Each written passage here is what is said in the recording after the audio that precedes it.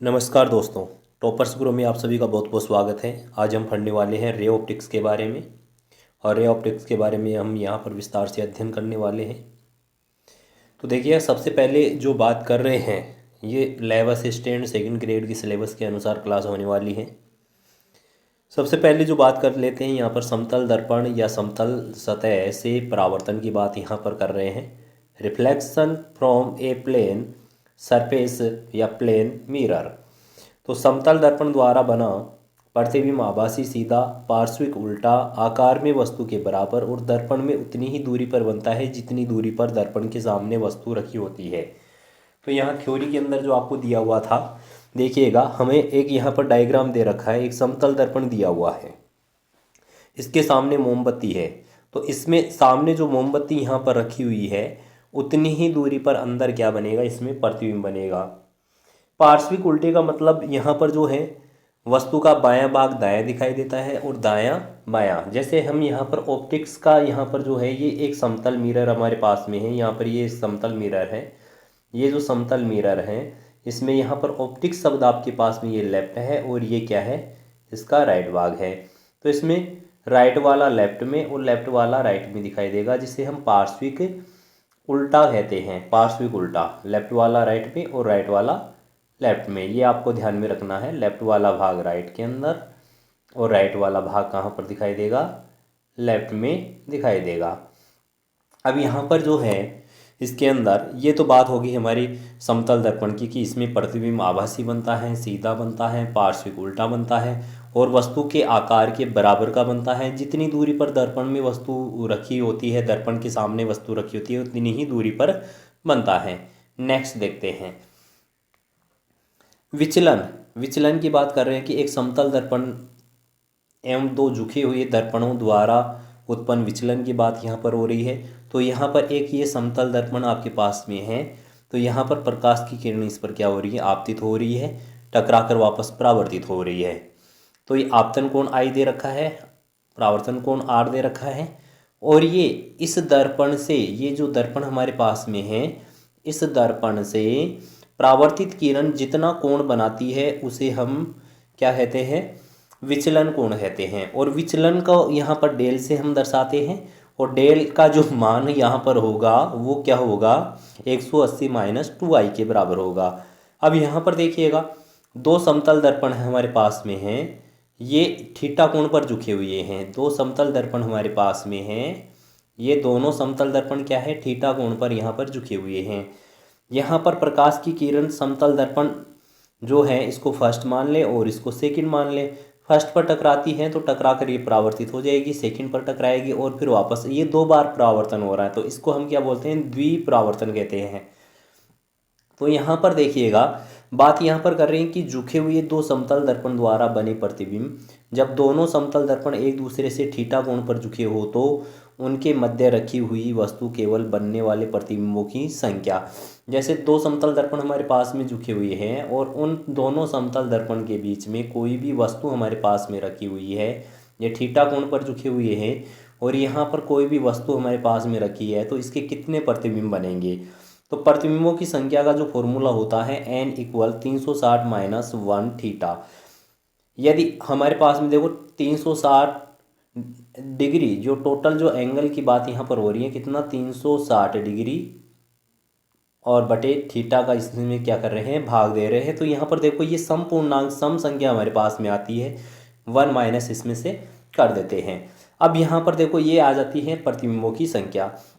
यदि 360 theta equal विषम पूर्णांक है, यदि विषम संख्या हमारे पास में, ये क्या आ जाता है, 360 में थीटा का भाग देने पर हमारे पास में विषम संख्या हमारे पास में आ जाती है।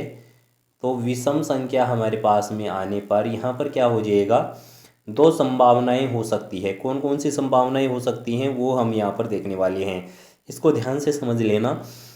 दो संभावनाएं विषम पूर्णांक के अंदर, कल मैंने बताया भी था कि 360 में से थीटा घटा देंगे तो विषम पूर्णांक अगर मध्य में रखी हुई है तो 1 घटा देंगे।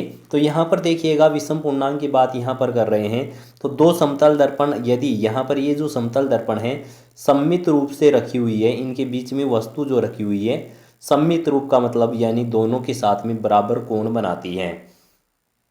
तो 360 अपॉन थीटा में से 1 माइनस कर देंगे तो हमारे पास में यहाँ पर दर्पणों ये वस्तु के जो प्रतिबिंब बनेंगे प्रतिबिंबों की संख्या आ जाएगी। यदि असममित रूप से वस्तु रखी हुई है यानी कि यहाँ पर जो है अल्फा और बीटा के रूप में कोण दे रखे हैं, यानी अल्फा नॉट इक्वल बीटा है, अल्फा नॉट इक्वल क्या है बीटा आपके पास में है। तो यहाँ पर आपको ये ध्यान में रखना है कि अल्फा और बीटा बराबर नहीं है, यानी कि दोनों कोण बराबर नहीं है। तो यहाँ पर प्रतिबिंबों की संख्या जो होगी वो n इक्वल 360 अपॉन थीटा होगी। इससे आपको निकालना है, ये बात आपको ध्यान में रखनी है। नेक्स्ट देखते हैं, जब कोई वस्तु u चाल से समतल दर्पण की ओर या समतल दर्पण से दूर की ओर गति करती है तो उसका प्रतिबिंब भी u चाल से दर्पण की ओर दूर गति करता हुआ परंतु वस्तु के सापेक्ष प्रतिबिंब की चाल 2u होती है। देखो समझने का प्रयास कीजिएगा इसको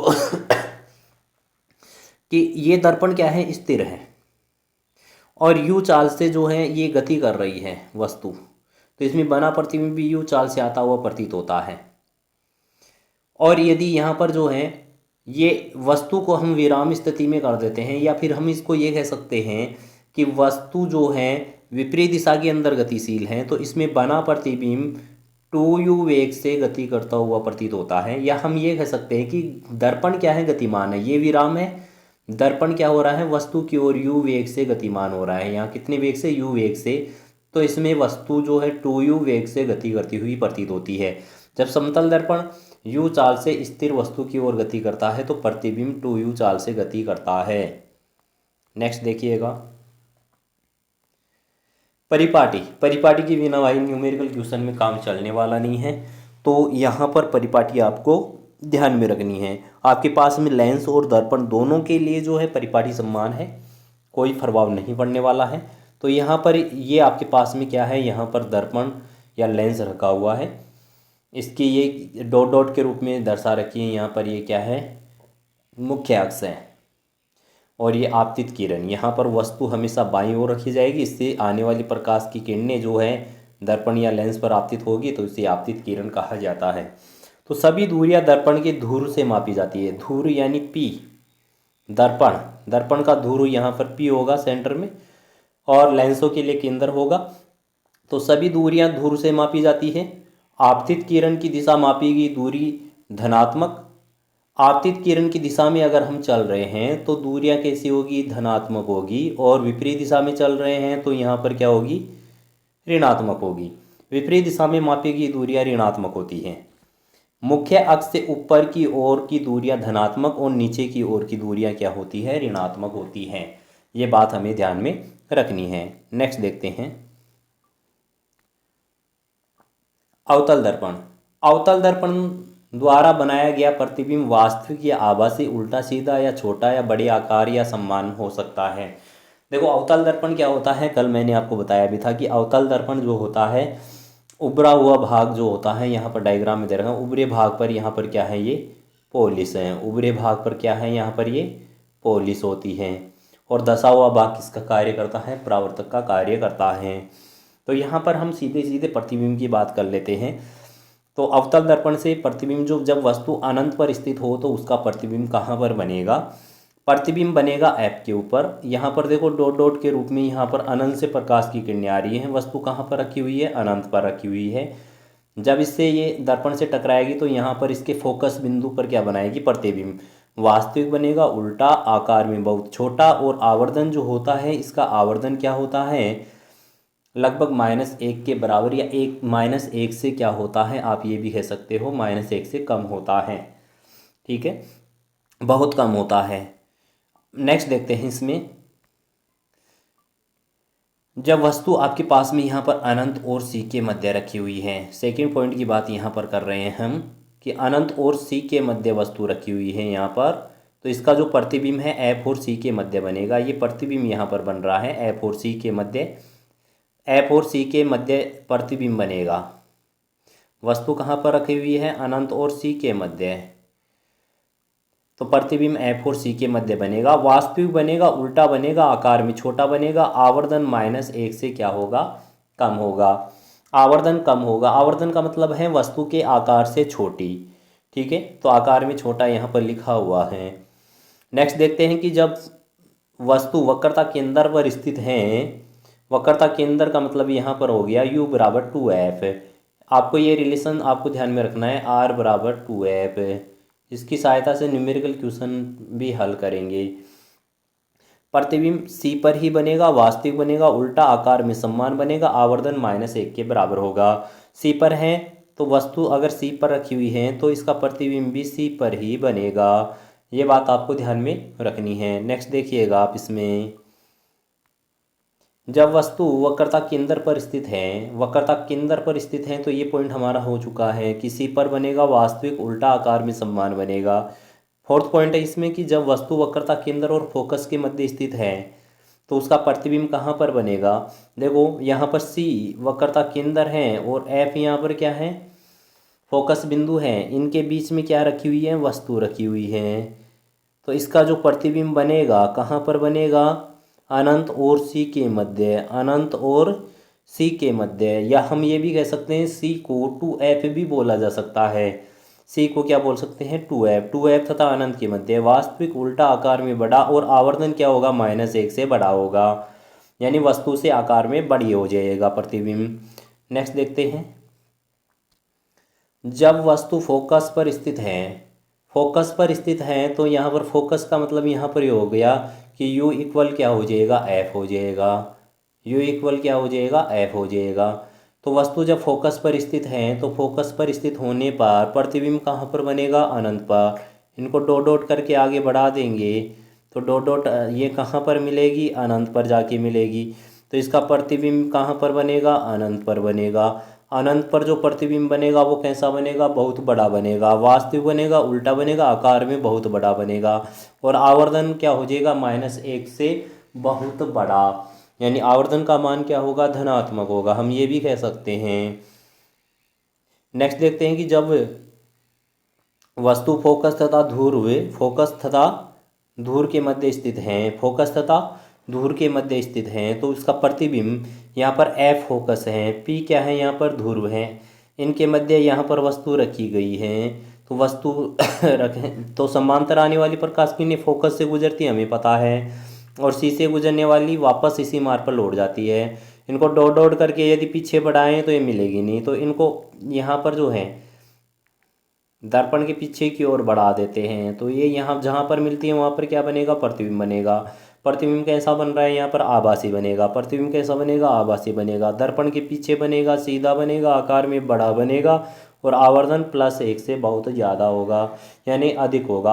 आपको ये ध्यान में रखना है, एक बात आपको ध्यान में रखना है इसके अंदर, क्या ध्यान में रखना है वो देखिएगा आप, कि अगर प्रतिबिंब सीधा बनता है, सीधा बनता है तो कैसा होगा, आभासी होगा, और यदि उल्टा है तो कैसा होगा, वास्तविक होगा। ये बात आपको ध्यान में रखनी है। नेक्स्ट देखिएगा,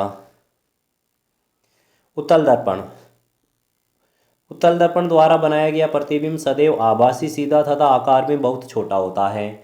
उत्तल दर्पण द्वारा बनाया गया प्रतिबिंब सदैव आभासी, सीधा तथा आकार में बहुत छोटा होता है। जब वस्तु अनंत पर स्थित है, अनंत का मतलब U इक्वल क्या हो जाएगा, अनंत हो जाएगा, यानी प्रतिबिंब दूरी क्या हो जाएगी, अनंत हो जाएगी। तो यहाँ डायग्राम में आपको दे रखा है कि प्रतिबिंब जब वस्तु यहाँ पर जो है अनंत पर रखी हुई है तो अनंत से प्रकाश की किरणें आएगी, उत्तल दर्पण से टकराएगी, समांतर आने वाली प्रकाश की किरणें टकरा कर परावर्तित हो जाएगी। तो परावर्तित हो जाएगी तो F पर प्रतिबिंब बनेगा, कैसा बनेगा, आभासी। इनको देखो पीछे की तरफ बढ़ाने पर यहाँ पर क्या मिलेगी, F पर मिलेगी, फोकस बिंदु पर। सीधा बनेगा, आकार में बहुत छोटा, और आवर्धन क्या होगा, +1 से बहुत छोटा होगा।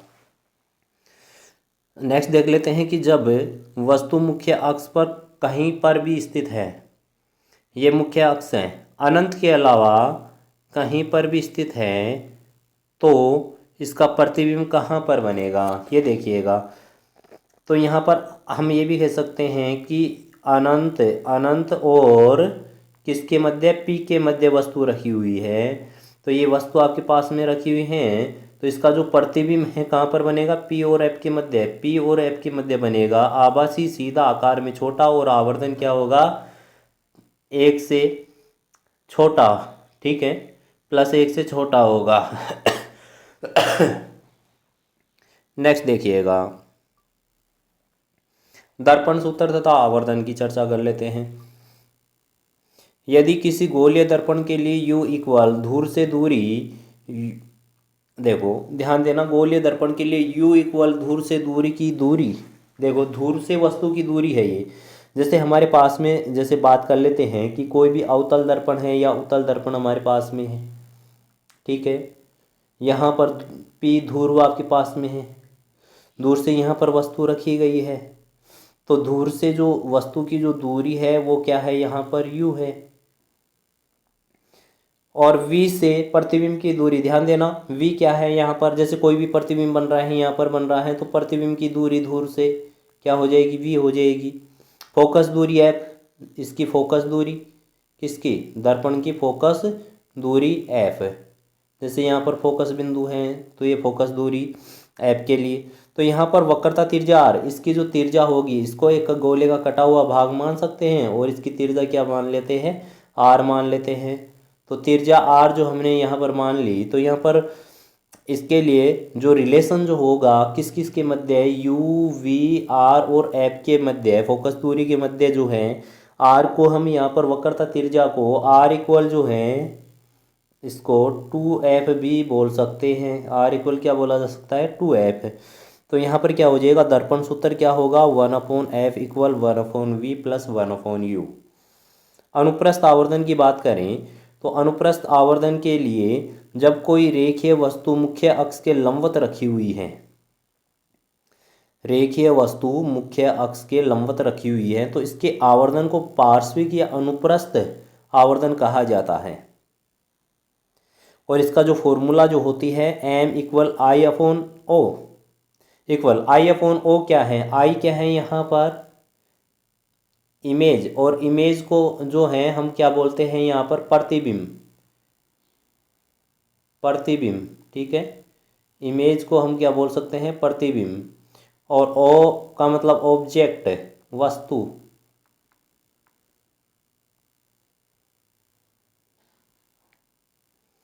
अब यहाँ पर देखिएगा इसके अंदर आप इसका जो फॉर्मूला है F/U, M इक्वल अनुप्रस्थ आवर्धन का जो फॉर्मूला है आपको ये ध्यान में रखना है। अनुप्रस्थ आवर्धन के लिए आपको ध्यान में रखना है, क्या ध्यान में रखना है वो आप ध्यान रखिएगा कि M इक्वल जो होता है वो क्या होता है, V/U होता है, और F/F-U होता है। और थर्ड फॉर्मूला भी इसका होता है, थर्ड फॉर्मूला क्या होता है, F-V।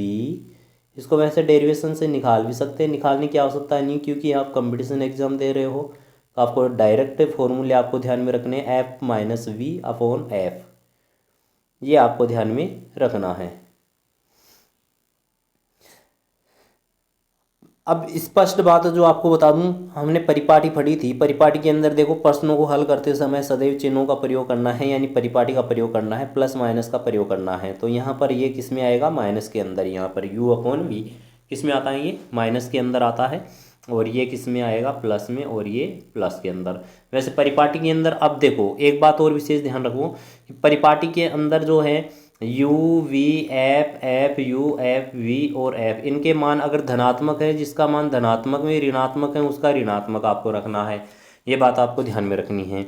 बताएंगे कैसे रखना है, क्वेश्चन हल करेंगे आगे। नेक्स्ट देखिएगा, अनुदैर्ध्य आवर्धन। जब कोई रेखीय वस्तु मुख्य अक्ष के अनुदिश रखी हुई है तो इसका अनुदैर्ध्य आवर्धन जो होता है, या अनुदैर्ध्य आवर्धन अनुदैर्ध्य आवर्धन कहलाता है। और इसका जो अनुदैर्ध्य आवर्धन जो होता है वो क्या होता है, M इक्वल, ये फॉर्मूले याद कर लो भाई फिर काम हो जाएगा, I/, image upon object minus V2, और ये कोष्टक में माइनस V1, और अपॉन के अंदर क्या है, U2 माइनस U1। ये फॉर्मूला आपको ध्यान में रखना है। यदि वस्तु छोटी है, छोटी वस्तु के लिए यहाँ पर क्या हो जाएगा, इसका हम अवकलन के रूप में यहाँ पर दे रखा है, तो छोटी वस्तु है तो उसके लिए ये आपको ध्यान में रखना है, m इक्वल क्या ध्यान में रखना है, माइनस dv/du।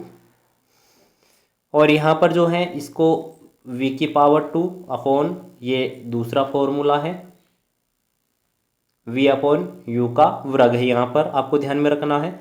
नेक्स्ट आपको अगर यहाँ पर देखो सीधा सा आप ध्यान में रखो, यहाँ पर जो है माइनस dv/du जो आपको m इक्वल आपको ये दे रखा है, तो इसका जो v/u जो हमने अनुप्रस्थ आवर्धन पढ़ा था, अनुप्रस्थ आवर्धन में यहाँ पर देखो ये माइनस v/u, इसका अवकलन कर दो तो प्रत्येक का अवकलन हो जाएगा। तो यहाँ पर जो है इसका वर्ग आपको दे रखा है, अगले पद का वर्ग हो जाएगा, इसका वर्ग हो जाएगा, एक ही फॉर्मूला ध्यान में रखना है, बाकी ये अगला नेक्स्ट आ जाएगा। नेक्स्ट देखिएगा क्षेत्रीय आवर्धन। क्षेत्रीय आवर्धन यदि एक द्विमीय वस्तु को दर्पण के सम्मुख इस प्रकार रखा जाए कि इसका तल मुख्य अक्ष के लंबवत हो तो क्षेत्रीय आवर्धन कहलाता है। क्षेत्रीय आवर्धन को ms से प्रदर्शित करते हैं, किससे दर्शाते हैं, m के पैरेलल में s। अब यहाँ पर देखिएगा इसमें प्रतिबिंब का क्षेत्रफल अपॉन वस्तु का क्षेत्रफल, इसका सूत्र क्या होता है, प्रतिबिंब का क्षेत्रफल इसको हम किससे लिखते हैं, ai से, ठीक है, आई का मतलब इमेज है, ठीक है, और ओ का मतलब यहाँ पर ओ का मतलब क्या है, ऑब्जेक्ट, ऑब्जेक्ट यानी वस्तु, वस्तु का क्षेत्रफल। ये फॉर्मूला हमारे पास में आ चुका है, तो ये आपको ध्यान में रखना है। और यहाँ पर जो है ये किसके बराबर होता है, जो आपके रेखीय आवर्धन या अनुप्रस्थ अनुदैर्ध्य या अनुप्रस्थ आवर्धन था उसके वर्ग के बराबर होता है, तो हम इसको ये भी लिख सकते हैं, ठीक है। तो ये फॉर्मूला आपको ध्यान में रखना है, एग्जाम में डायरेक्ट फॉर्मूले भी आ सकते हैं। प्रकाश का अपवर्तन, प्रकाश का अपवर्तन, तो यहाँ पर देखो रिफ्रैक्शन ऑफ लाइट की बात यहाँ पर कर रहे हैं, तो एक माध्यम से दूसरे माध्यम में प्रवेश करते समय प्रकाश की किरण का मार्ग से विचलित हो जाना प्रकाश का अपवर्तन कहलाता है। यहाँ पर देखो प्रकाश ये चल रहा था, एक से दूसरे माध्यम में प्रवेश करने पर इसका मार्ग विचलित हो गया, ये सीधा जाना चाहिए था, सीधा न जाकर इसका मार्ग क्या हो गया, विचलित हो गया। यहाँ पर देखो सीधा जाना चाहिए था, मार्ग विचलित हो गया, यहाँ पर भी सीधा जाना चाहिए था, मार्ग विचलित हो गया। तो इस प्रकार इसको हम क्या बोलेंगे, प्रकाश का अपवर्तन। अब यहाँ पर देखो इसमें जब प्रकाश एक माध्यम से दूसरे माध्यम में जाता है तो प्रकाश का अपवर्तन होता है, क्योंकि दो भिन्न भिन्न माध्यमों की प्रकाश की चाल जो हो जाती है वो क्या हो जाती है, भिन्न भिन्न हो जाती है, चाल अलग अलग हो जाती है। यहाँ पर देखो ये माध्यम कौन सा है आपके पास में, जैसे वायु है, और यहाँ पर ये क्या है, कांच आपके पास में है, जल हो सकता है, कांच हो सकता है। तो वायु में प्रकाश की चाल जैसे अलग होगी, जिसको हम वायु में प्रकाश की चाल को c से लिख सकते हैं, 3×10⁸ मीटर प्रति सेकंड होती हैं। कांच में अलग होगी, जिसको हम यहाँ पर v मान सकते हैं, ठीक है, जिसकी आवश्यकता हमें आगे देखो आगे पढ़ेंगे विस्तार से। दो माध्यमों में प्रकाश की चालों में जितना अधिक अंतर होगा अपवर्तन उतना ही अधिक होगा। अपवर्तन, अपवर्तन की बात हो रही है, तो अपवर्तन का मान यानी कि यहाँ पर देखो जब वायु से कांच में प्रवेश करेगा तो यहाँ पर ये अभिलंब जो है, अभिलंब की तरफ या तो झुकेगा या अभिलंब से दूर रहेगा, दो बातें होगी यहाँ पर। तो वायु से कांच में जा रहा है तो कांच क्या है, सघन माध्यम है, कांच क्या है, सघन माध्यम है। किसकी तुलना में सघन माध्यम है, वायु की तुलना में। वायु कैसा है, विरल माध्यम है। तो विरल से जब सघन माध्यम में जा रहा है तो सघन माध्यम में जाएगा तो जितना अधिक चालों में सी और वी की में जितना अधिक अंतर होगा, सी माइनस वी में जितना अधिक अंतर होगा अपवर्तन उतना ही क्या होगा, अधिक होगा। ये बात आपको ध्यान में रखनी है। नेक्स्ट देखिएगा, वह माध्यम जिसमें प्रकाश की चाल अधिक होती है प्रकाशीय विरल माध्यम, वह माध्यम जिसमें प्रकाश की चाल कम होती है प्रकाशीय सघन माध्यम कहलाता है। देखो प्रकाश की चाल जिसमें अधिक होगी वह तो क्या होगा, विरल, और जिसमें कम होगी वह क्या होगा, सघन माध्यम होगा। जब प्रकाश की किरण विरल माध्यम से सघन माध्यम में जाती है तो अभिलंब की ओर झुक जाती है। देखो जब विरल से सघन में, ये विरल माध्यम है, विरल माध्यम जैसे प्रकाश किरण आपतित हो रही है तो विरल से कहाँ जा रही है, सघन माध्यम में जा रही है। जल हो सकता है, कांच हो सकता है, ठीक है, तो ये अभिलंब की ओर झुक जाती है। तो ये जानी तो ऐसी चाहिए थी सीधी, अभिलंब की ओर झुक गई। जितना ये झुकाव कोण बन जाता है उसको हम डेल से लिखते हैं, और डेल को बोलते हैं विचलन कोण। विचलन कोण का मान आई में से हम क्या घटा देंगे, ये आर घटा देंगे। ये आर, आर क्या है यहाँ पर, अपवर्तन कोण है, आर क्या है, अपवर्तन कोण है। तो I माइनस R हो जाएगा। नेक्स्ट देखिएगा, अपवर्तन को प्रभावित करने वाले कारक माध्यम की प्रकृति होती है, प्रकाश का रंग या तरंगदैर्घ्य, माध्यम का ताप बढ़ाने पर माध्यम का अपवर्तनांक घटता है सदैव। नेक्स्ट देखिएगा, कुछ पदार्थ आपको दे रखे हैं, कुछ पदार्थों के अपवर्तनांक यहाँ पर हमारे पास में है। तो यहाँ पर देखिएगा 20 डिग्री सेंटीग्रेड पर ठोस, यहाँ पर जो है जैसे हीरे के लिए अपवर्तनांक होता है 2.414 या 414, 20 डिग्री सेंटीग्रेड पर अगर मान देखें तो 2.419 होता है। फ्लोराइड की बात करें, फ्लोराइड है CaF2 है, CaF2 का 1.434 होता है। फ्यूज्ड क्वार्ट्ज SiO2 का यहाँ पर दे रखा है 1.458 है। कांच के लिए होता है 1.52 होता है। कांच क्राउन कांच का है ये, ठीक है। और कांच फिलंट का जो होता है 1.66 होता है। बर्फ की अगर बात करें HO2 0 डिग्री सेंटीग्रेड ताप पर 1.309 होता है। पॉलीस्टीरीन का होता है 1.49 होता है। सोडियम क्लोराइड का होता है 1.544 होता है। जिरकॉन के लिए जो अपवर्तनांक जो होता है वो होता है 1.923 होता है। पदार्थ जो है बेंजीन की बात करें तो अपवर्तनांक इसका 1.501 होता है। कार्बन डाइसल्फाइड का 1.628 होता है। ये याद हो जाते हैं, अच्छी बात है। याद नहीं होते हैं कोई दिक्कत नहीं है, क्योंकि कॉम्पिटिशन एग्जाम में जब न्यूमेरिकल क्वेश्चन आएगा उसके अंदर आपको मान दिया हुआ मिलेगा। Carbon tetrachloride 1.461, ethyl alcohol 1.361, glycerine 1.473, जल के लिए 1.33। 0 डिग्री सेंटीग्रेड ताप पर एक एटीएम गैस हो और 0 डिग्री सेंटीग्रेड ताप इसके लिए वायु के लिए होता है लगभग 1 के बराबर। आप ध्यान रख लो, कार्बन डाइऑक्साइड के लिए 1 के बराबर होता है, ये बात आपको ध्यान में रखनी है। नेक्स्ट देखिएगा, कांच के आयताकार गुटकी से प्रकाश का अपवर्तन। पार्श्व विस्थापन की बात सबसे पहले कर लेते हैं। तो कांच के गुटके का पार्श्विक देखो विस्थापन हम कैसे निकालना है। तो कांच के गुटके पर आपतित प्रकाश किरण जब इसकी दो समांतर सतहों पर अपवर्तित होती है तो निर्गत प्रकाश की किरण आपतित प्रकाश की किरण की समांतर होगी। देखो कांच का गुटका हमें यहाँ पर दे रखा है, इसमें जब प्रकाश की किरण आपतित होती है तो ये वायु से कहाँ जा रही है, कांच में जा रही हैं, तो ये अभिलंब की ओर झुक जाएगी। जब इसको डॉट डॉट करके हम आगे बढ़ा देंगे, आपतित को आगे बढ़ाएंगे। अब हम आगे यहाँ पर देखते हैं कि जब ये कांच से वायु में जाएगी तो यहाँ पर ये फिर अभिलंब से दूर हटेगी। जब हम ये जो आपतित किरण को डॉट डॉट के रूप में हमने आगे बढ़ाया था यहाँ पर डॉट डॉट के रूप में, इसको और इन दोनों के बीच की दूरी जब देखेंगे तो ये दूरी क्या होती है, समान होती है। इस दूरी को हम किससे लिखते हैं, डी से। किससे लिखा जाता है, डी से। और डी को हम क्या बोलते हैं, पार्श्विक विस्थापन कहते हैं। क्या कहते हैं, पार्श्विक विस्थापन कहते हैं। बस इतना सा आपको ध्यान में रखना है। पार्श्विक विस्थापन के लिए जो निर्गत कोण जो होता है ई आपतन कोण के तुल्य होता है, यानी ई इक्वल क्या होगा, आई, या फिर आई इक्वल क्या होगा, ई होगा। ये आपको ध्यान में रखना है। आई अगर 30 डिग्री है, आई यदि आपके पास में 30 डिग्री है तो यहाँ पर ई भी कितना होगा, 30 डिग्री होगा। ये बात आपको ध्यान में रखनी है। नेक्स्ट देखिएगा, पूर्ण आंतरिक परावर्तन, TRI के बारे में यहाँ पर चर्चा करेंगे। पूर्ण आंतरिक परावर्तन देखिएगा कुछ डायग्राम आपको दे रखे हैं पूर्ण आंतरिक परावर्तन के। अब यहाँ पर देखें इसमें कि जब प्रकाश किरण सघन माध्यम से विरल माध्यम में प्रवेश करती है तो अभिलंब से दूर हटती है।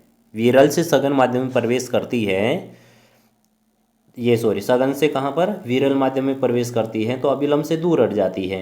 यदि सघन माध्यम में आपतन कोण का मान बढ़ा दिया जाए तो विरल माध्यम में अपवर्तन कोण का मान भी बढ़ जाएगा। आगे हम डायग्राम से समझेंगे इसको। आपतन कोण के एक निश्चित मान पर अपवर्तन कोण का मान कितना हो जाता है, 90 डिग्री हो जाता है। आपतन कोण के इस निश्चित मान को क्रांतिक कोण कहा जाता है। तो इसको समझिएगा विस्तार से।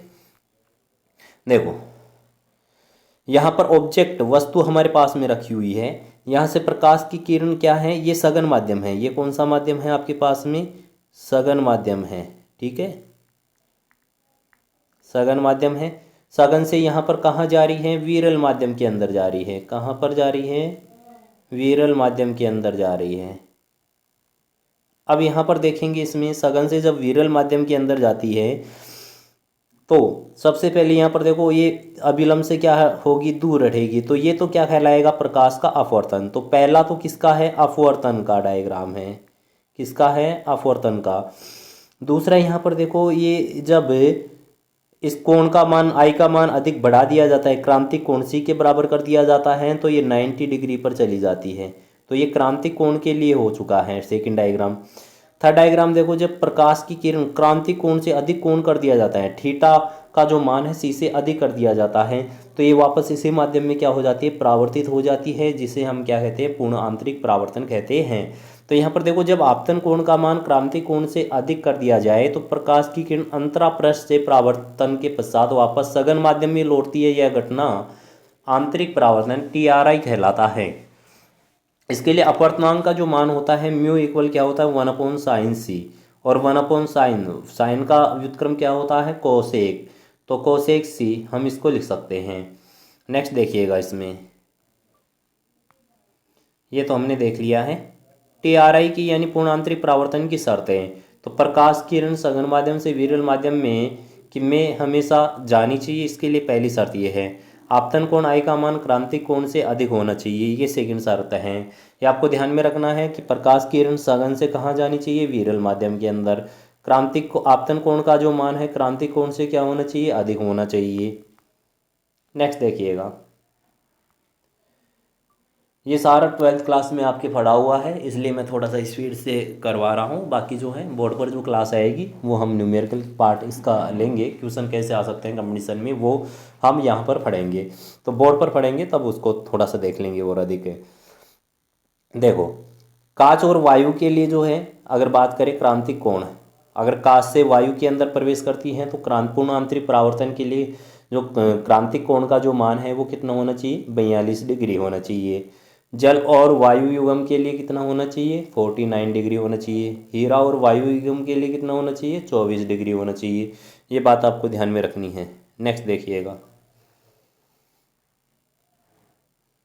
क्रांतिक कोण की जो है पूर्ण आंतरिक परावर्तन जो है उसके अनुप्रयोग क्या है।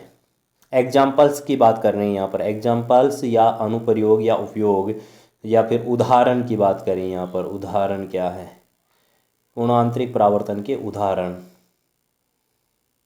तो उदाहरण देखिएगा इसके, लोमिंग की बात कर लेते हैं। ठंडे प्रदेशों में प्रकाशीय भ्रम, लोमिंग क्या होता है, ठंडे प्रदेशों में प्रकाशीय भ्रम जो होता है वो लोमिंग।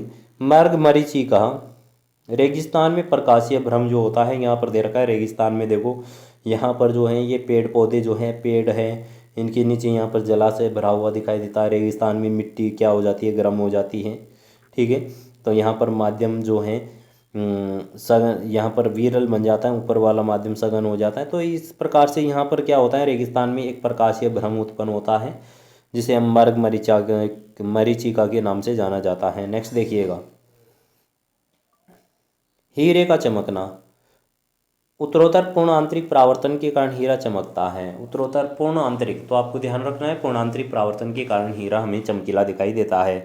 प्रकाशिक तंतु, प्रकाशिक तंतु पूर्ण आंतरिक परावर्तन के सिद्धांत पर आधारित है। एक ऐसी युक्ति है जिसके द्वारा प्रकाश सिग्नल को इसकी तीव्रता में बिना क्षय हुए एक स्थान से दूसरे स्थान तक टेढ़े मेढ़े मार्ग से स्थानांतरित किया जा सकता है। प्रकाशिक तंतु में कांच क्वार्ट्ज के बने होते हैं या बने हुए बहुत सारे लंबे तंतु होते हैं इसके अंदर। प्रत्येक तंतु में क्रोड और इसके चारों ओर एक पतले, जिसे अधिपटन कहा जाता है, होती हैं। तो आपको ध्यान क्या रखना है, देखो इसके अंदर प्रकाशिक तंतु में छोटी छोटी 2-3 बातें ध्यान में रखनी है। अभी एक बार पूरा देख लेते हैं, फिर क्या ध्यान में रखना है वो देखिएगा।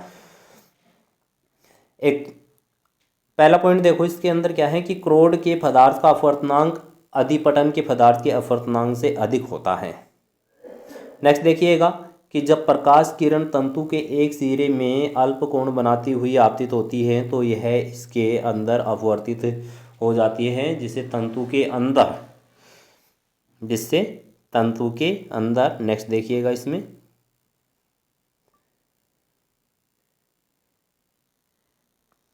आपतित होती है तो इसके अंदर परिवर्तित हो जाती है। तंतु के अंदर यह किरण बार बार पूर्ण आंतरिक परावर्तित होती हुई तंतु के एक सिरे से दूसरे सिरे में बाहर निकल जाती हैं। आपतन कोण का मान सदैव क्रांतिक कोण यानी तंतु और परत के युग्म के लिए अधिक होता है। अब देखो ध्यान क्या रखना है कि प्रकाश को अधिक दूरी तक पहुंचाने के लिए जो है किसका प्रयोग किया जाता है, ये आपको ध्यान में रखना है। प्रकाश तंतु का प्रयोग किया जाता है, ये आपको ध्यान में रखना है। दूसरी बात यहाँ पर जो है एक बात ये आपको, ये किसके सिद्धांत, ये किस पर आधारित है, तो ये आपको ध्यान में रखना है, पूर्णांतरिक परावर्तन की घटना पर आधारित है। यदि तंतु को मोड़ दिया जाए तब भी प्रकाश किरण में सुगमता से सिरे से दूसरे सिरे में बाहर निकल जाती है। यदि इसको मोड़ दिया जाता है तो ये लाइन आपको ध्यान में रखनी है। क्वेश्चन ऐसे बन के आते हैं कंपटीशन के अंदर कि यदि प्रकाश तंतु को जो है मोड़ दिया जाता है तो प्रकाश के मार्ग पर क्या प्रभाव पड़ेगा, तो कोई प्रभाव नहीं पड़ेगा, सुगमता से आसानी से बाहर निकल जाएगा।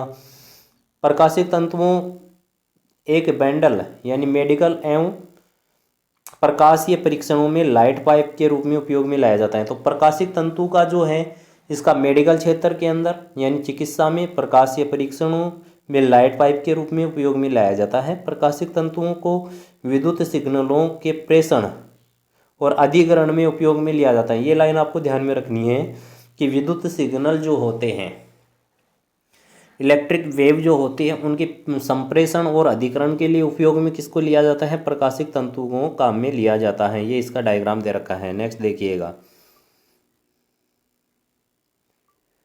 मछली या गोताखोर का दृष्टि क्षेत्र, ये भी उदाहरण किसका है, पूर्ण आंतरिक परावर्तन का। तो एक मछली या गोताखोर संपूर्ण बाहरी दुनिया को एक शंकु के रूप में देखती है। पूरी दुनिया जो बाहरी दुनिया जो है उसको एक किस रूप में दिखाई देती है, शंकु के रूप में। एक शंकु के रूप में यहाँ पर डायग्राम दे रखा है। तो इस शंकु का जो शीर्ष जो होता है 2C क्या है, क्रांतिक कोण है यहाँ पर।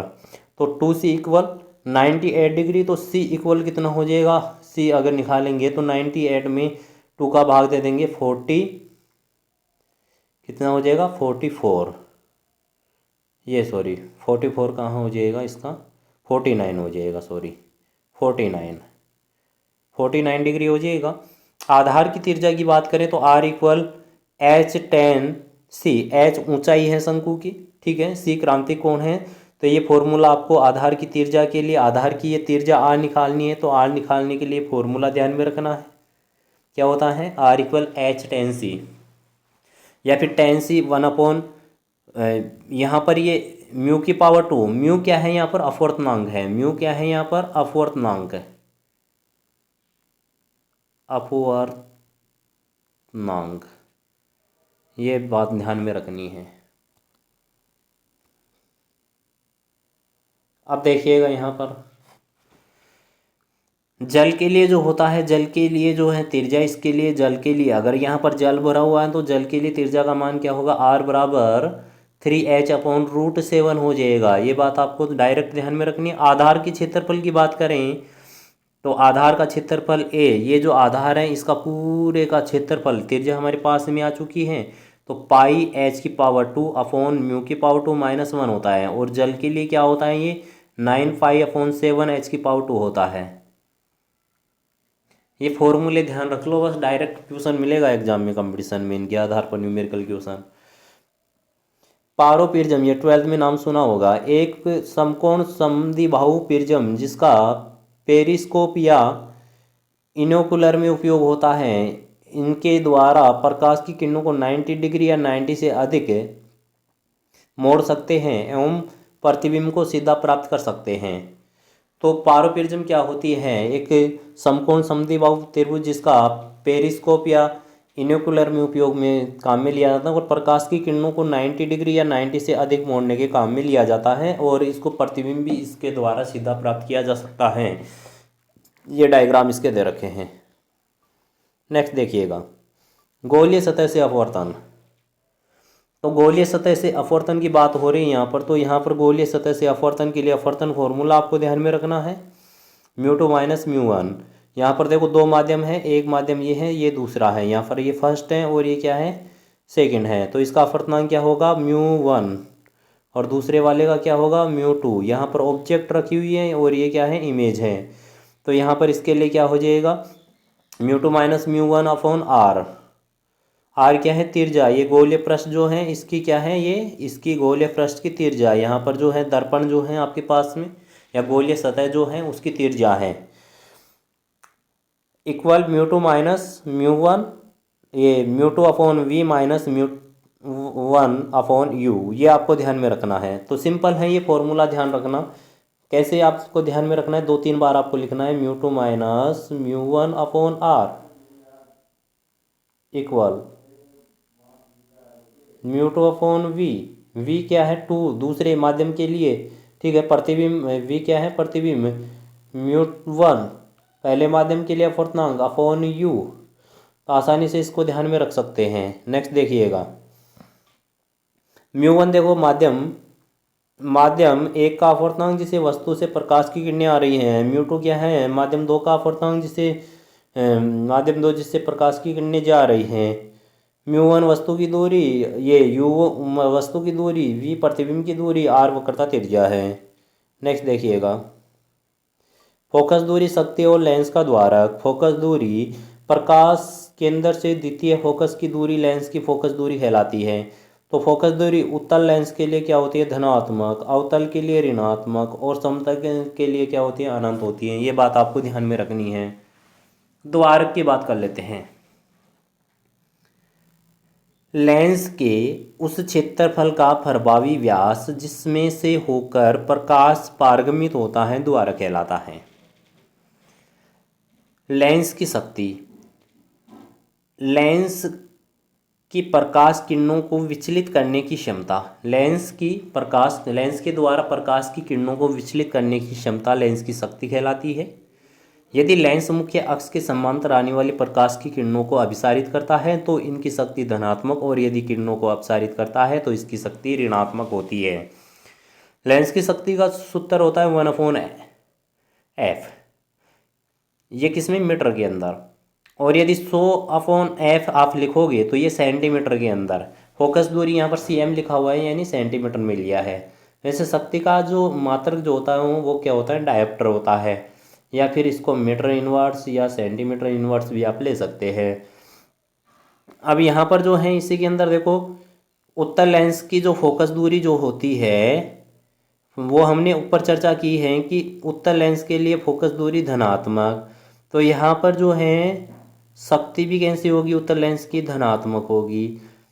अवतल के लिए ऋणात्मक फोकस दूरी, तो यहाँ शक्ति भी क्या होगी, ऋणात्मक होगी। और ये समतल दर्पण के लिए क्या होती है, अनंत होती है। तो यहाँ पर समतल दर्पण के लिए शून्य। शून्य कैसे हो जाएगी शक्ति समतल दर्पण के लिए, P इक्वल 1/f, और f के स्थान पर यहाँ पर क्या रखेंगे, अनंत। अनंत हम रखेंगे तो यहाँ पर हमारे पास में 1/अनंत क्या होता है, 0। नेक्स्ट देखिएगा, लेंस के बनने वाले विभिन्न प्रतिबिंब। उत्तल लेंस से सबसे पहले हम देख लेते हैं कि उत्तल लेंस द्वारा बना प्रतिबिंब वस्तु की स्थिति पर निर्भर करता है। उत्तल लेंस द्वारा जो बना प्रतिबिंब वस्तु की स्थिति पर निर्भर करता है। तो यहाँ पर देखिए वस्तु की स्थिति कहाँ कहाँ, सबसे पहले जब वस्तु अनंत पर स्थित है, अनंत पर स्थित है तो u इक्वल अनंत है, तो प्रतिबिंब कहाँ पर बनेगा, ऐप पर। डायग्राम में देखो आपको दे रखा है कि वस्तु कहाँ पर है, अनंत के ऊपर है। यहाँ से प्रकाश किरणें मुख्य अक्ष के समांतर जा रही है, तो ऐप पर बनेगा। वास्तविक उल्टा, वस्तु आकार में बहुत छोटा और आवर्धन क्या हो जाएगा, -1 से बहुत कम हो जाएगा। नेक्स्ट इसके अंदर कि जब वस्तु अनंत तथा 2f के मध्य स्थित है, वस्तु जब अनंत और 2f के मध्य स्थित है तो इसके लिए क्या बनेगा वो देखिएगा आप। जब वस्तु अनंत और 2f के मध्य स्थित है तो इसके लिए प्रतिबिंब f इक्वल 2f के मध्य, वास्तविक उल्टा, आकार में बहुत छोटा और आवर्धन 1 से कम हो जाएगा, -1 से कम होगा। नेक्स्ट देखिएगा इसके अंदर,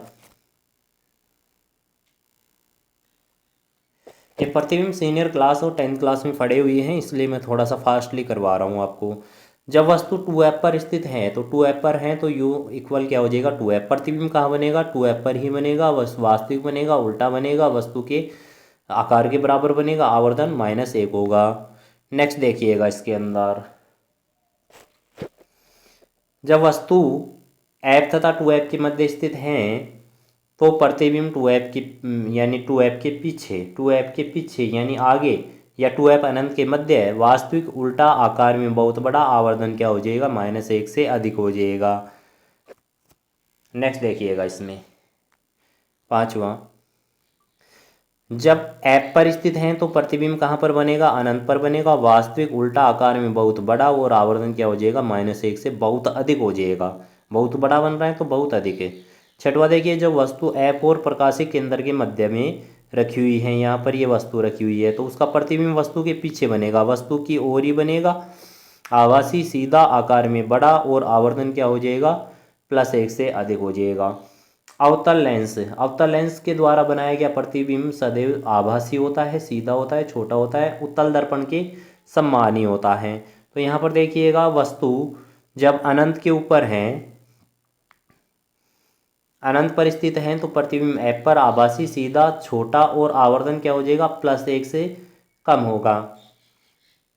जब वस्तु मुख्य अक्ष के कहीं पर भी स्थित है, मुख्य अक्ष के ये वस्तु रखी हुई है, मुख्य अक्ष के कहीं पर भी स्थित है तो प्रकाशिक केंद्र फोकस के मध्य क्या बनेगा प्रतिबिंब। ये तो वस्तु है यहाँ पर, ठीक है, मुख्य अक्ष पर, तो इसका प्रतिबिंब मुख्य अक्ष के ऊपर कहीं पर भी रख दो आप, तो हमेशा प्रतिबिंब यहाँ पर ये छोटे वाला जो बन रहा है ना, ये छोटे वाला ये क्या बन रहा है प्रतिबिंब बन रहा है। ये वस्तु रखी हुई है, समांतर प्रकाश किरण जाएगी, फोकस बिंदु से गुजरती हुई प्रतीत होगी और ये ओ से गुजरेगी बिना विचलन किए, जहाँ पर टकराएंगे वहाँ पर क्या बनेगा प्रतिबिंब सीधा बनेगा, छोटा बनेगा, आवर्धन +1 से कम होगा। नेक्स्ट देखिएगा, लेंस निर्माता सूत्र या लेंस सूत्र या लेंस मेकर फॉर्मूला। तो लेंस मेकर फॉर्मूला, निर्माता सूत्र को हम लेंस मेकर फॉर्मूला बोलते हैं, ठीक है। तो यहाँ पर देखिए, लेंस निर्माता सूत्र या मेकर सूत्र, यदि फोकस दूरी f m अपवर्तनांक म्यू वाले पतले लेंस की दोनों सतहों को वक्रता त्रिज्या r1 और r2 है और f u v r1 r2 के मध्य रिलेशन क्या होगा वो देखिएगा। ये एक रिलेशन वाला फॉर्मूला है, आप आसानी से ध्यान में रख सकते हैं। 1/f इक्वल म्यू -1 और ये 1/r1 -1/r2 आप आसानी से ध्यान में रख सकते हैं। नेक्स्ट देखिएगा, हाँ भाई, ये लेंस मेकर सूत्र जो है, इससे विभिन्न लेंसों की फोकस दूरी हम ज्ञात कर सकते हैं। उभयोतल लेंस के लिए r1 इक्वल क्या होता है r, और यहाँ पर r2 इक्वल क्या होता है -r होता है। तो यहाँ पर ये मान जब यहाँ पर हम रखेंगे इसके अंदर फॉर्मूले में, तो हमारे पास में फोकस दूरी निकल के आ जाएगी, क्या आ जाएगी f इक्वल, उभयोतल की बात कर रहे हैं, r/2 म्यू -1 हमारे पास में आ जाएगी। और यदि अपवर्तनांक का मान 1.5 के लिए अगर बात करें तो f इक्वल क्या हो जाता है r हो जाता है, फोकस दूरी वक्रता त्रिज्या के बराबर आ जाती है। नेक्स्ट देखते हैं, समतलोतल लेंस, ये समतलोतल एक समतल भाग और एक उत्तल भाग, तो r1 अनंत होगी, r2 क्या होगा -1, इसमें जब रखेंगे तो क्या आ जाएगा f इक्वल r1 म्यू -1 और 1.5 अपवर्तनांक के लिए f इक्वल 2r हो जाएगा। उभयोवतल लेंस के लिए दोनों ही कैसे हो आपके पास में अवतल पृष्ठ हो, तो r1 -1 r2 +1, तो रखने पर सोल्व करने पर ये आ जाएगा और f इक्वल क्या हो जाएगा -r। समतल अवतल लेंस के लिए एक समतल एक अवतल, तो यहाँ समतलोवतल भी हम इसको बोल सकते हैं, r1 अनंत r2 r, तो यहाँ पर ये आ जाएगा f इक्वल -r/म्यू -1, तो f इक्वल -2r। तो ये आपको फॉर्मूले आपको ध्यान में रखने हैं, इनके आधार पर न्यूमेरिकल क्वेश्चन आप बन सकता है। नेक्स्ट देखिएगा, लेंस सूत्र आप सभी को ध्यान है कि 1/f इक्वल क्या होता है 1/v - 1/u होता है। आवर्धन की बात करें तो प्रतिबिंब का आकार और वस्तु के आकार का अनुपात आवर्धन कहलाता है। अनुप्रस्थ आवर्धन, तो अनुप्रस्थ आवर्धन m equal I/o image upon object, ठीक है। इमेज क्या है? वस्तु, यहाँ पर प्रतिबिंब है, ओ का मतलब ऑब्जेक्ट है, equal v upon u equal f upon f plus u equal f minus v upon f. और क्वेश्चन हल करते समय परिपाटी का प्रयोग हमें करना ही करना है। अनुदैर्ध्य आवर्धन की बात करें तो M equal I upon O V2 minus V1 upon U2 minus U1। यदि वस्तु बहुत छोटी है तो इसके लिए हम क्या कर देंगे, m equal d v upon d u, v upon u की पावर 2। और ये जो आगे फॉर्मूले हमारे पास में आए थे उनका सभी का क्या हो जाएगा, वर्ग हो जाएगा। किसके लिए? अनुप्रस्थ आवर्धन में जो फॉर्मूले थे उन सभी का वर्ग हो जाएगा। क्षेत्रीय आवर्धन, क्षेत्रीय आवर्धन यानी क्षेत्रफल, ए आई अपॉन ए ओ, एम एस इक्वल ए आई अपॉन ए ओ, यानी कि इमेज का क्षेत्रफल अपॉन ऑब्जेक्ट का क्षेत्रफल इक्वल एम की power 2 equal f upon f plus you की पावर 2।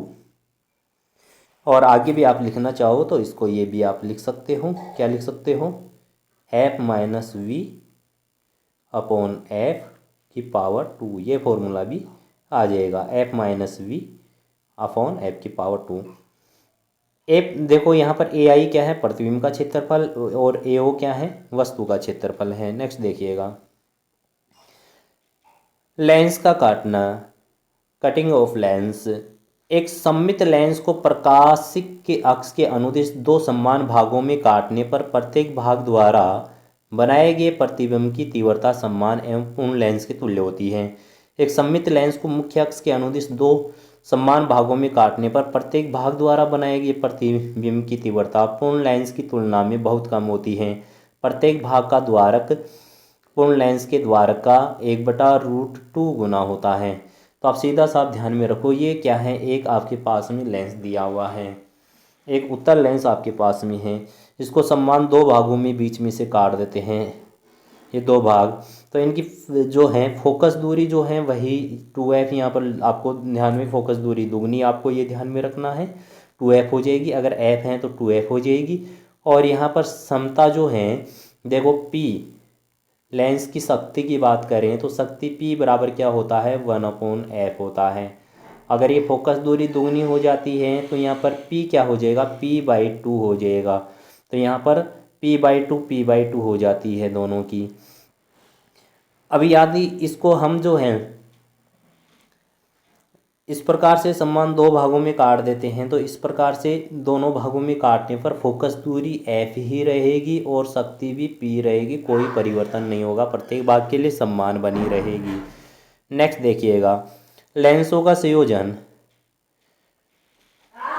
लेंसों के एक निकाय के लिए परिणामी शक्ति फोकस दूरी और आवर्धन में निम्न सूत्रों में व्यक्त करते हैं। देखो शक्ति, बहुत सारे लेंसों का हम संयोजन कर देते हैं, बहुत सारे लेंस हम लेते हैं और उन लेंसों का संयोजन इस प्रकार से हम कर देते हैं, डॉट डॉट के रूप में बहुत सारे लेंस हैं। इसकी शक्ति क्या है, P1 है, इसकी क्या है, P2 है, इसकी क्या है, P3 है। फोकस दूरी क्या है, F1 है, इसकी क्या है, F2 है, और अगले की क्या है, F3 है।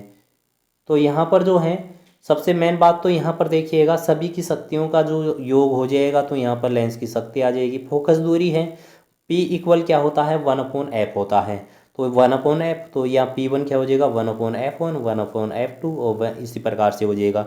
आवर्धन की बात करें तो m इक्वल क्या हो जाएगा, m equal m1 into m2 into m3 dot dot अनंत के लिए। जब दो पतले लेंस संपर्क में हैं तो संयोजन उस लेंस की भांति कार्य करेगा जिसकी फोकस दूरी कम या शक्ति अधिक होगी। तो यहाँ पर देखिएगा, दो लेंस हमारे पास में, पतले लेंस हमारे पास में हैं, और पतले लेंसों की यहाँ पर जो है फोकस दूरी क्या हो जाएगी, 2 की 1/f प्लस 1/f2, जिसको हम इस प्रकार से भी लिख सकते हैं, F1 F2। यहाँ पर जो है इस प्रकार से भी f का मान हम निकाल लेंगे यहाँ से लघुत्तम लेके। तो शक्ति क्या होगी, शक्ति यहाँ पर होगी P equal P1 plus P2, ये तो होगी शक्ति P1 प्लस P2। अब यहाँ पर देखिएगा आप, इसमें यदि समान फोकस दूरी एवं परिवर्तित प्रकृति के दो लेंस संपर्क में रखते हैं तो संयोजन एक समतल कांच प्लेट की तरह कार्य करेगा। तो ये समतल प्लेट की तरह कार्य करेगा। तो संयोजन के लिए जो एफ संयोजन जो हो जाएगा, कुल फोकस दूरी क्या होगी, अनंत हो जाएगी। जब दोनों लेंस परस्पर दूरी के समकक्ष स्थित हो तो तुल्य फोकस दूरी क्या होगी, इन दोनों के लिए समकक्ष यानी एक दूसरे से डी दूरी पर यहाँ पर डायग्राम में दे रखे हैं, दो लेंस यहाँ पर दे रखे हैं। तो इनके लिए क्या होगा वो हम देखेंगे आगे। इनके लिए जो पीछे हमने फॉर्मूला देखा था 1/f1 + 1/f2, वही फॉर्मूला आ जाएगा। प्रिज्म के लिए देखिए नेक्स्ट पॉइंट है, परस्पर झुकी दो अपवर्तक सतहों से घिरा पारदर्शी माध्यम प्रिज्म कहलाता है तथा वह सतह जिस पर प्रकाश आपतित होती है वह सतह जिससे निर्गत होता है एक दूसरे के समांतर होनी चाहिए। तो सीधा सा देखो, ये प्रिज्म आपको दे रखा है। प्रिज्म में क्या ध्यान में रखना भाई, इसमें दो क्या होती है, यहाँ पर दो अपवर्तक सतह होती हैं जो पारदर्शी माध्यम होता है, प्रिज्म कहलाता है, सीधा सा है। इसके अंदर देखो ये प्रकाश किरण आपतित हो रही हैं तो यहाँ पर आई आपतन कोण हो गया, ये फिर यहाँ पर अपवर्तित हो रही हैं फिर निर्गत हो रही हैं तो ये निर्गत कोण हो गया। और यहाँ पर डेल क्या है, विचलन, ये अपने मार्ग से जितने कोण से विचलित हो जाती हैं विचलन कोण कहलाता है। नेक्स्ट देखो, इसमें प्रिज्म से विचलन, पतले प्रिज्म के लिए जो होता है ये आपको ध्यान में रखना है, विचलन कोण क्या होता है, डेल इक्वल μ-1 इंटू ए क्या है यहाँ पर प्रिज्म कोण है। तो पतले प्रिज्म के लिए विचलन कोण आपको ध्यान में रखना है भाई, न्यूमेरिकल क्वेश्चन के लिए ध्यान में रखना है, ये वाला फॉर्मूला ध्यान में रखना है। विभिन्न रंगों के लिए विचलन भिन्न भिन्न होगा, अलग अलग रंगों के लिए अलग अलग होगा। क्यों होगा, क्योंकि यहाँ पर अपवर्तनांक का मान क्या हो जाएगा, अलग अलग। विभिन्न रंगों की तरंग दैर्ध्य अलग अलग होती है। जैसे बात करें यहाँ पर रेड के लिए जो है तरंग दैर्ध्य, यहाँ अपवर्तनांक की बात करूँ मैं सबसे पहले रेड कलर के लिए, तो अपवर्तनांक क्या हो जाएगा रेड के लिए कम होगा, और वी वॉलेट यानी बैंगनी के लिए अधिक होगा, क्योंकि तरंग दैर्ध्य ज़्यादा उसका अपवर्तनांक क्या हो जाता है, कम हो जाता है। तो विचलन कोण रेड के लिए क्या हो जाएगा, कम हो जाएगा, और बैंगनी के लिए क्या होगा, अधिक होगा। फिलंट और क्राउन कांच के लिए अगर अपवर्तनांक की बात करें, फिलंट का अधिक होता है, क्राउन कांच का क्या होता है, कम होता है। तो इसके लिए फिलंट जो कांच है उसके लिए क्या हो जाएगा, अपवर्तन कोण जो हो जाएगा, ये विचलन कोण जो हो जाएगा वो क्या हो जाएगा, फिलंट कांच के लिए यहाँ पर अधिक हो जाएगा और क्राउन कांच के लिए क्या हो जाएगा, कम हो जाएगा।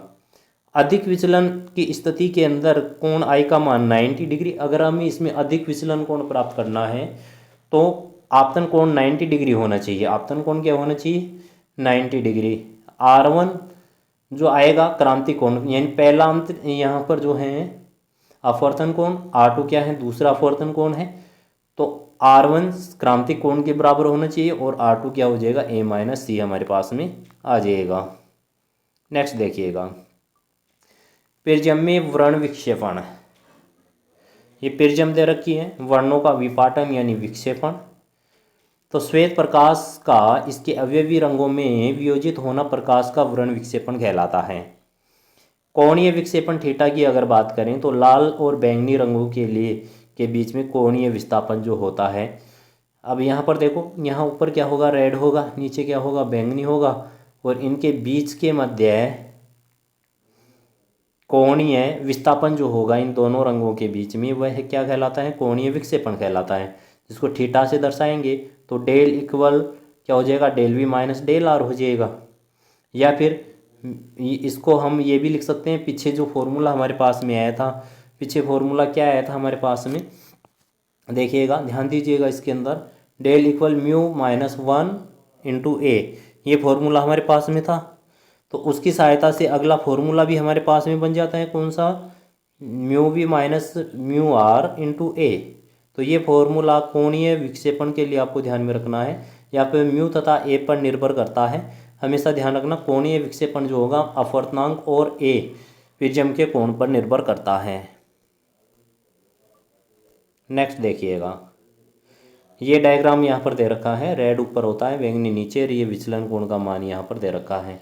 जैसे जैसे जो है रेड का कम हो जाएगा फिर आगे आगे कोण बढ़ता जाएगा विचलन कोण। व्रण विक्षेपण क्षमता omega, theta upon del y, y यहाँ पर देखिएगा, यहाँ पर जो है मध्य वाला रंग हमने काम में लिया है। तो μ-v minus μ-r upon μ-y minus 1, Y का मतलब है येलो, ठीक है। तो यहाँ पर जो है mu y equal mu v plus mu r upon 2, हम इसका मान जो है ऐसे भी निकाल सकते हैं कि रेड और बैंगनी के दोनों का योग करके 2 का भाग देके इनका अपवर्तनांक निकाल सकते हैं। येलो का मध्य में आता है। इनका मान प्रिज्म के पदार्थ के अपवर्तनांक पर निर्भर करता है, परंतु प्रिज्म के कोण पर निर्भर नहीं करता है। नेक्स्ट देखिएगा, प्रकाश का प्रकीर्णन। माध्यम के अणु आपतित प्रकाश किरणों को अवशोषित करके इनको सभी दिशाओं में उत्सर्जित करते हैं। इस घटना को प्रकीर्णन कहते हैं। वैज्ञानिक रेले के अनुसार प्रकाश की जो प्रकीर्णन की जो तीव्रता जो होती है वो उसकी तरंग दैर्ध्य के चतुर्थ घात के विक्रमानुपाती होती है। प्रकीर्णन द्वारा आधारित कुछ घटनाएं प्रकाश का नीला दिखाई देना, सूर्य और सूर्यास्त के समय लाल दिखाई देना, उदय और अस्त के दौरान लाल दिखाई देना। खतरनाक संकेत लाल रंग के बनाए जाते हैं। खतरनाक यानी कि खतरे के निशान जो होते हैं, सिग्नल जो होते हैं, लाल रंग के बने होते हैं। प्रत्यास्थता प्रकीर्णन, जब प्रकाश आपतित प्रकाश की तरंगदैर्ध्य और प्रकीर्णित प्रकाश की तरंगदैर्ध्य समान हो तो प्रकीर्णन को प्रत्यास्थ प्रकीर्णन कहते हैं। अप्रत्यास्थ प्रकीर्णन यानी रमन प्रभाव की बात करें तो कुछ विशेष परिस्थितियों में प्रकीर्णित प्रकाश की तरंगदैर्ध्य आपतित तरंगदैर्ध्य से भिन्न होती है। इस घटना को अप्रत्यास्थता प्रकीर्णन कहते हैं और इसके लिए जो है रमन को, डॉक्टर रमन को 1930 में नोबेल पुरस्कार भी मिला था। नेक्स्ट देखिएगा, इंद्रधनुष। वायुमंडल में स्थित जल की बूंदों द्वारा प्रकाश के विक्षेपण और पूर्ण आंतरिक परावर्तन के कारण इंद्रधनुष बनता है। इंद्रधनुष देखने के लिए प्रेक्षक की पीठ सूर्य की ओर होनी चाहिए। यहाँ पर देखो प्राथमिक इंद्रधनुष और द्वितीयक, ये सूर्य है। तो यहाँ पर देखो आपको दे रखा है कि प्राथमिक इंद्रधनुष में 51 डिग्री और द्वितीयक में कितना दे रखा है, यहाँ पर प्रेक्षक के नेत्र के साथ में 54 डिग्री बनता है। इसमें जो है देखिएगा, आप ध्यान दीजिएगा, कुछ बातें विशेष आपको ध्यान में रखनी है। बस क्या ध्यान में रखना है वो देखिएगा। प्राथमिक इंद्रधनुष में 2 अपवर्तन होते हैं, एक पूर्ण आंतरिक परावर्तन होता है। 2 अपवर्तन और एक पूर्ण आंतरिक परावर्तन होता है। सबसे भीतरी चाप बैंगनी और भारी लाल होती है, यानी अंदर वाला जो नीचे वाला रंग जो है बैंगनी और ऊपर वाला क्या होता है, लाल रंग का होता है। प्रेक्षक की आंख पर अंतरित कोण 42 डिग्री का बनता है। अपेक्षाकृत अधिक चमकदार होता है। द्वितीय इंद्रधनुष 2 अपवर्तन तथा पूर्ण आंतरिक परावर्तन होते हैं। इसमें 2 तो अपवर्तन होते हैं, 2 पूर्ण आंतरिक परावर्तन होते हैं। सबसे भीतरी चाप जो होता है वो लाल रंग होता है और बाहरी जो चाप बनता है इसके अंदर जो इंद्रधनुष जो बनेगा, तो ये चाप का जो निर्माण हो रहा है यहाँ पर, तो नीचे वाला जो होगा इसके अंदर कौन सा होगा, लाल होगा और बाहर वाला बैंगनी हो जाएगा। अब यहाँ पर देखें, इसमें प्रेक्षक की आंख पर अंतरित कोण कितना 52.5 डिग्री, एग्जाम में 52 डिग्री भी मिल सकता है। अपेक्षाकृत कम चमकदार होता है प्राथमिक की तुलना में। नेक्स्ट देखिएगा, प्राथमिक इंद्रधनुष 2 अपवर्तन एवं एक पूर्ण आंतरिक परावर्तन, ये तो हो चुका है, इसके बारे में चर्चा हो चुकी है। नेक्स्ट देखिएगा, वस्तु के रंग की बात कर रहे हैं यहाँ पर, कलर्स ऑफ ऑब्जेक्ट्स। तो एक वस्तु से आने वाला प्रकाश से आंख द्वारा ग्रहण की गई अनुभूति जो होती है उसको रंग कहते हैं। एक वस्तु से आने वाले प्रकाश से नेत्र द्वारा ग्रहण की गई अनुभूति क्या कहलाती है, रंग कहलाती है। अपारदर्शी वस्तु के रंग निश्चित प्रकाश रंग के परावर्तन के कारण, जैसे लाल गुलाब लाल या सफ़ेद प्रकाश में लाल दिखाई देता है। देखो लाल गुलाब जो होता है लाल और सफ़ेद प्रकाश में लाल दिखाई देता है क्योंकि यह लाल रंग का परावर्तन करता है। जब फूलों के एक गुलदस्ते पर पीला प्रकाश आपतित किया जाता है तो पीले और श्वेत रंग के फूल पीले जबकि शेष रंग फूल काले दिखाई देते हैं। तो इसके बारे में हम चर्चा करेंगे क्यों दिखाई देते हैं। नेक्स्ट देखिएगा कि पारदर्शी वस्तु का जो रंग जो है, पारदर्शी निश्चित प्रकाश का रंग पारगमन के कारण, एक लाल रंग का कांच लाल रंग के दिखाई देता है क्योंकि यह केवल लाल रंग को पारगमित। देखो इसके अंदर आपको कुछ याद रखने की आवश्यकता नहीं है, ये याद नहीं होता है ना तो कोई दिक्कत नहीं, आगे एक सारणी के माध्यम से देखेंगे इसको। तो लाल रंग का कांच जो है लाल दिखाई देता है, लाल रंग का लाल लाल ही दिखाई देगा भाई, क्योंकि यह केवल लाल रंग को पारगमित करता है और शेष रंगों को अवशोषित कर लेता है। जब हम हरे कांच और फिल्टर से बहुत सी वस्तुओं को देखते हैं तो सफ़ेद और हरी वस्तुएं हरी, जबकि अन्य रंग की वस्तुएं हमें काली दिखाई देती है, क्योंकि वह उसी रंग को क्या करेगा, पारदर्शी बाकी अवशोषित कर लेता है। आकाश का रंग जो है, आकाश का रंग अल्प तरंगदैर्घ्य के प्रकाश का प्रकीर्णित उच्च तरंगदैर्घ्य के प्रकाश की तुलना में अधिक होता है। चूंकि नीले रंग की तरंगदैर्घ्य क्या होती हैं, अल्प होती हैं, अतः इसका सर्वाधिक प्रकीर्णन करेगा और आकाश हमें नीला दिखाई देगा। बादलों का रंग हमें सफ़ेद दिखाई देता है। बादलों में जल की बूंदें और धूल के कण प्रकाश के प्रकीर्णित नहीं कर पाते हैं, जबकि सभी तरंगदैर्घ्य को समान रूप से फैला देते हैं और बादल हमें सफ़ेद दिखाई देते हैं। सभी रंग आएंगे तो श्वेत प्रकाश आएगा। अब इसको समझिएगा आप। प्रकाश के रंगों के लिए रंग त्रिभुज यहाँ पर दे रखा है, लाल, हरा और नीला प्राथमिक रंग है तीनों। प्राथमिक रंग कौन कौन से होते हैं, लाल होता है, हरा होता है और नीला होता है, हरा और नीला। तो यहाँ पर देखो पूरक रंग इनसे बनाएंगे। जब हरा और नीला मिलेगा तो मोरपंखी का निर्माण हो जाएगा, हरा और लाल मिलेगा पीला बन जाएगा, और नीला और लाल मिलेगा मेजेंटा बन जाएगा, और हरा नीला लाल मिलेगा सफ़ेद का निर्माण हो जाएगा। तो यहाँ पर देखो हरा एवं मेजेंटा, नीला एवं पीला, लाल और मोरपंखी, यहाँ पर देखो पूरक रंग हो गए। ये पूरक रंग कौन कौन से हो गए, हरा और मेजेंटा। हरा जो सामने, हरे के सामने वाला मेजेंटा है, हरे के सामने वाला, ठीक है। नीला और पीला, और लाल और मोरपंखी। देखो हरे के सामने वाला मेजेंटा, नीले के सामने वाला पीला, लाल के सामने वाला, तो ये पूरक रंग हो गए। संयोजन की बात करें तो संयोजन के लिए देखो हरा और लाल जो हैं वो मिलके श्वेत रंग बना लेते हैं। देखो आप इसको, हरा और लाल मिलके दोनों को मिला दे सफ़ेद रंग बन जाएगा, ठीक है। नीला और पीला मिला दे, नीला और पीला बना मिला दें तो भी कैसा बन जाएगा, सफ़ेद बन जाएगा। तो मैंने आपको बताया था हरा लाल नीला मिला दे तो भी सफ़ेद बन जाता है। लाल और मोरपंखी मिला दें, ये लाल और लाल के सामने वाला मोरपंखी, मोरपंखी किससे बना है, हरे और नीले से, तो इसको मिला दें तो भी सफ़ेद बन जाता है। नीला लाल इसको मिला दें तो भी ये बन जाता है, या फिर हरे हरे में मेजेंटा मिला दें तो भी सफ़ेद का निर्माण हो जाता है। तो हरे में मेजेंटा यहाँ पर दे रखा है। नेक्स्ट देखिएगा इसके अंदर,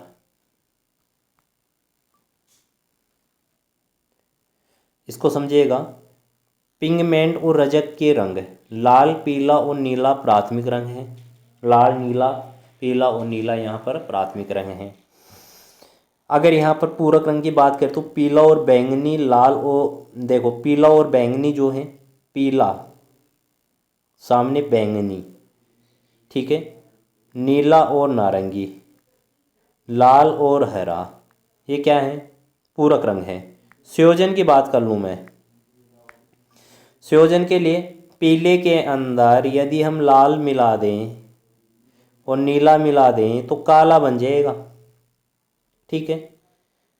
या फिर मैं क्या करूं, नीले रंग के अंदर ये जो नीला है इसके अंदर नारंगी मिला दूं। नारंगी किससे बना है, पीले और लाल से, सामने वाला मिला दूं तो काला। या फिर लाल के सामने वाला हरा मिला दूं तो काला, पीले के सामने वाला बैंगनी मिला दूं तो काला रंग बन जाता है, ठीक है। ये कंपटीशन के अंदर आते हैं, नॉर्मल कंपटीशन में यहाँ से क्वेश्चन आते हैं जो मैंने आपको बताए थे पीछे जो रंग वाला है, तो आपको ध्यान रख लो, हो सकता है कंपटीशन में, क्योंकि 17 क्वेश्चन जो हैं ओल्ड एग्जाम के अंदर आ चुके हैं थ्योरेटिकल, तो इनसे क्वेश्चन बन भी सकता है। मानव नेत्र की बात कर लेते हैं। मानव नेत्र की आकृति यहाँ पर दे रखी है। देखो नेत्र लेंस जो होता है वो नेत्र लेंस कैसा होता है, उत्तल आकार का होता है, उत्तल आकार का होता है, उत्तल।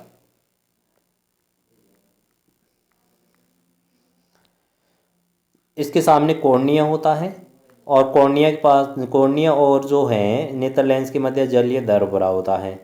नेत्र लेंस सीलियरी मांसपेशियों या पक्षमावी पेशियाँ जो होती हैं उनकी सहायता से टिका होता है। यहाँ पर नेत्र लेंस जो है सीलियर मांसपेशियों से टिका होता है।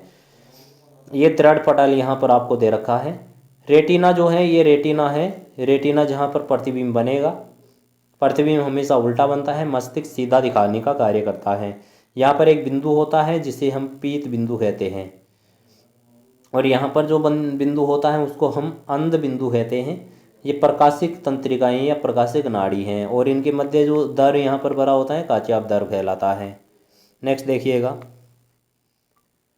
नेत्र लेंस। यह एक उभयोतल लेंस या उत्तल आकृति का लेंस होता है जिसका अपवर्तनांक 1.437 होता है।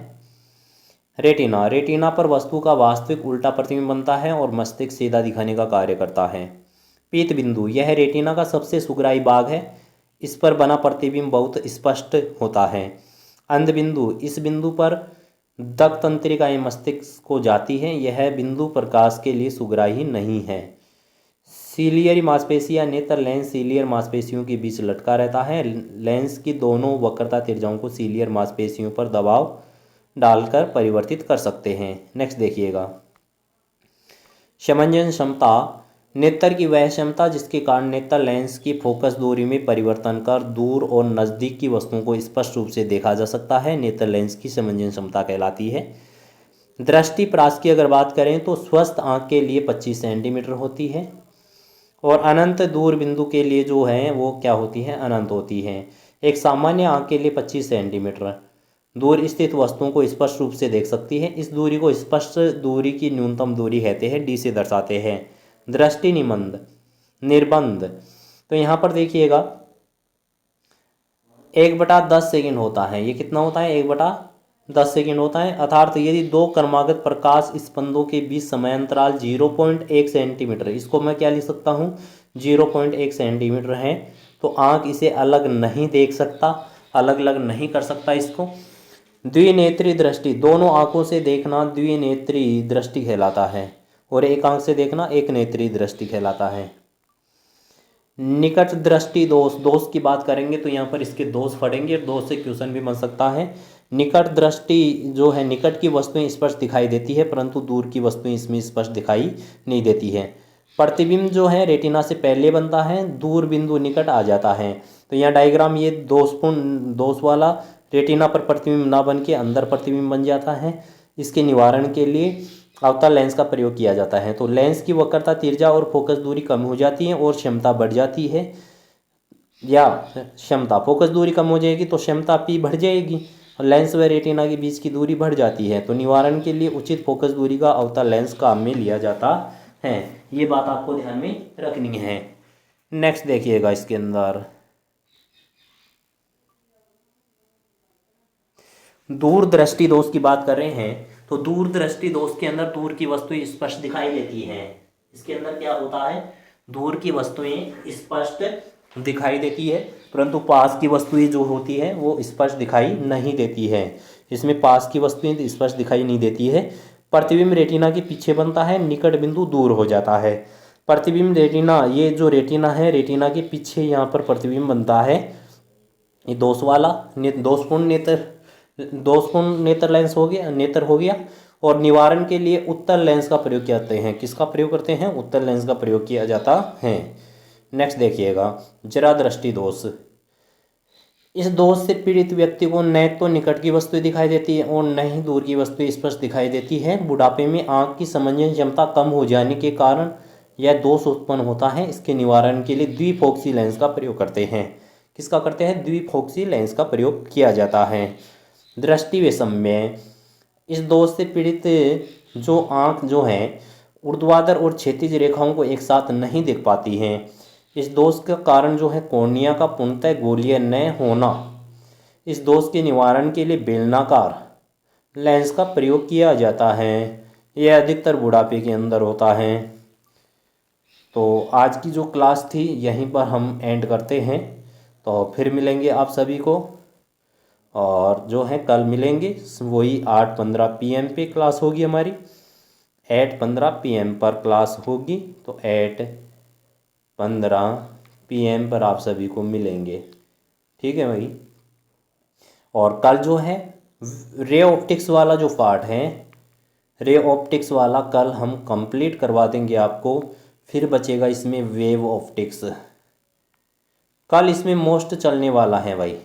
रे ऑप्टिक्स के अंदर जो है लैब असिस्टेंट के लिए ऐसे मान लो 2 क्वेश्चन तो जो कल वाली क्लास होगी उसके अंदर आएंगे ही आएंगे, क्योंकि वहाँ से जो है 2016 में भी आ चुके हैं क्वेश्चन, और वेव ऑप्टिक्स में 2018 वाली एग्जाम में वेव से ही आए थे सारे 4 क्वेश्चन, और पहले आ गए थे रे से। तो इस बार हो सकता है रे से बन सकते हैं, रे ऑप्टिक्स से बन सकते हैं। तो गुड नाइट आप सभी को, राधे राधे, जय श्री कृष्णा। फिर मिलेंगे आप सभी को, एक बार आप सभी कमेंट बॉक्स के अंदर लिख दीजिएगा राधे राधे जय श्री कृष्णा, और अपने साथियों को शेयर कर दिया करो ताकि उनको भी इसका फ़ायदा मिल सके। और न्यूमेरिकल क्वेश्चन वाली जो क्लास आएगी वो हम आप सभी को मिलेंगे यूट्यूब पर लाइव बोर्ड के ऊपर। ठीक है, धन्यवाद, गुड नाइट।